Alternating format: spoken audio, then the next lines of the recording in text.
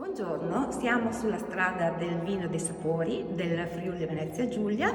Benvenuti nella distilleria Ceschia Animis. Sono Daniela e rappresento l'azienda.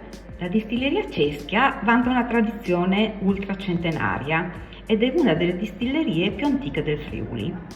La sua storia nasce infatti nel 1886 a Nimis, in provincia di Udine, quando Giacomo Ceschia andava di paese in paese con il suo carretto a raccogliere le vinacce e la frutta degli agricoltori e le distillava nell'alambicco che lui stesso aveva costruito. Era uno dei primi alambicchi ambulanti, un'innovazione per quell'epoca. La passione e la pazienza di adesso sono le stesse di allora e le grappe Ceschia continuano ad essere distillate con la ricetta originale del 1886. Nemas classica è la grappa friulana, il cui nome è ricco di storia. Nemas infatti è l'antico nome di Nimis, sede della distilleria Ceschia.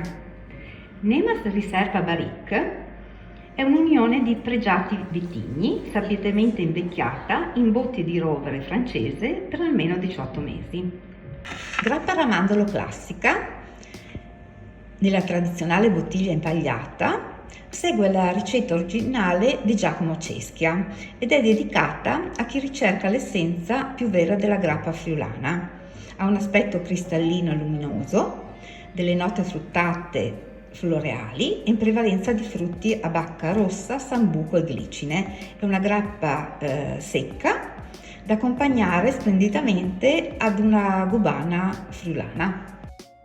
Vi aspettiamo qui in distilleria per una visita con degustazione e a presto!